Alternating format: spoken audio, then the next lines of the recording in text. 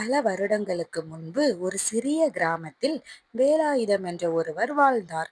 அவர் மிகவும் ஏழை. ஆனால் அவர் மனதில் ஒரு பெரிய செல்வம் இருந்தது. அது முருகப்பெருமானின் மீது உள்ள அசைக்க முடியாத பக்தி. ஒவ்வொரு நாளும் காலை எழுந்தவுடன் அவர் கிராமத்தில் இருக்கும் முருகன் கோவிலுக்கு சென்று ஒரே ஒரு வார்த்தை தான் சொல்லுவார். முருகா, என்னை எப்போதும் கைவிடாதே. ஒரு நாள் கிராமத்தில் பெரிய வறட்சி ஏற்பட்டது. வேலை இல்லை, உணவு இல்லை. வேலாயுதம் மிகவும் பசித்திருந்தார். அந்த நாளும் அவர் கோவிலுக்கு சென்று முருகனை பார்த்து அமைதியாக சொன்னார், முருகா, நான் உன்னிடம் பணம் கேட்கவில்லை. ஆனா என் குடும்பத்தை மட்டும் காப்பாற்று. அவர் வீடு திரும்பும் வழியில் ஒரு முதியவர் சாலையின் ஓரத்தில் அமர்ந்திருந்தார். அவர் மிகவும் பசித்தும் பலவீனமாகவும் இருந்தார். வேலாயுதத்தின் கையில் இருந்தது ஒரே ஒரு சிறிய உணவு பெட்டி. அவர் ஒரு நிமிடம் யோசித்தார், இதுதான் எனக்கு இருக்கும் கடைசி உணவு.